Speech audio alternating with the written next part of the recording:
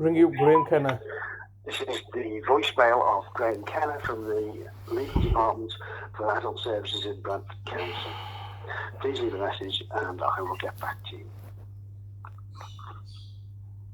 After you've finished your message, just hang up. Or to hear more options, please press 1.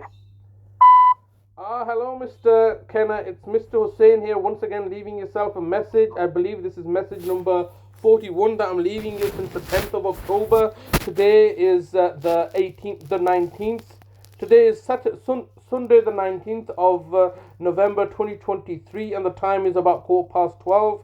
And once again leaving a message number 41 today. It's been 40 days since I've left you a message, and you're quite consistent and persistent in refusing to engage with me according to some sort of vexatious policy that you've created for specifically with me in mind, effectively banning me from calling you up without justifiable cause or reason because I was engaging with you. I remember when this situation arose, your vexatious policy was created specifically with the complaint that I had lodged with Irina Arcus regarding my right to record you and publicize things. This matter was raised with you in September 2018 when my brother was initially abducted. I told you I've had enough now. I'm going to tell you, I'm telling you now, I'm recording you. I'm going to publicize it. There's nothing I'm doing wrong or illegal or unlawful, whether you like it or not. And Irina Arcus, your complaints manager at the time, was obviously reluctant to engage with me, but she was waiting from legal effectively to give her advice, which is yourselves, isn't it? And you did not have any solution. So effectively, when you had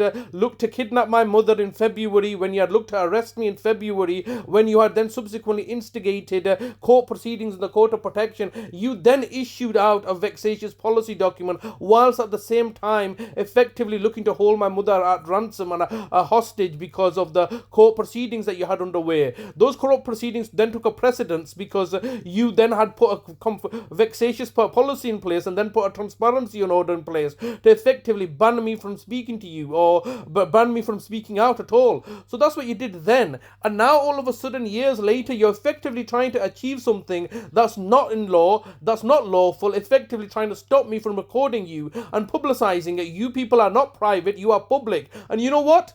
You know what, Mr. Kenna? I'm now public too. You've taken all my information and made me public. So you know, you have everything. You've come into my house. You've stolen everything from us. You've taken away all my money, all my friends and family, everybody. You effectively want to have the right to privacy and as a public organization, and you want to make me a public person while I'm a private citizen. This is our topsy-turvy world that you want to create in order for you to sustain your lies and deception and corruption. This is just so much Orwellian talk. It just reminds me of George Orwell's Animal Farms. Some animals are more equal than others. That's you guys, isn't it? The Orwellian pigs. Orwellian pigs are saying that they're more equal than the rest of us. And that's why we're in this situation today, because you cannot do your jobs properly. And now you've kidnapped my brother. It's been 103 days later. I need to know where my brother is. You've kidnapped him. I do not know where he is. You're not telling me. Why is it the fact that you're refusing to speak to me? Come on, you're a local authority with all this power and authority and official powers and unofficial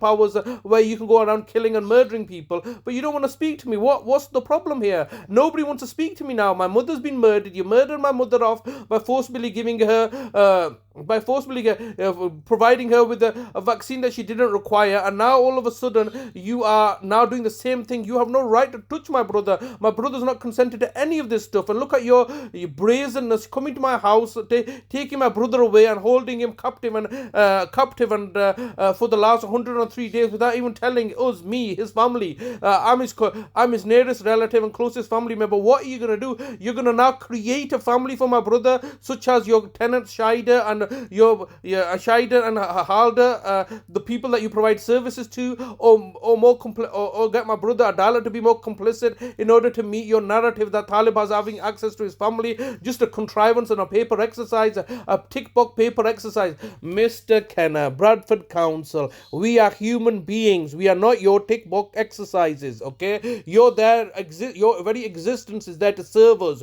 We're not here to be your tick box exercise so you can exploit and financially plunder and profiteer from us. This is truly reprehensible of yourselves as Bradford Council by kidnapping my brother and refusing to speak to me. What's wrong now? Come on, let's talk. It's good to talk. I urge you, Bradford Council, to let me see my brother at least so I know he's okay, so I can do a welfare check on his well-being. Please contact me. Thank you.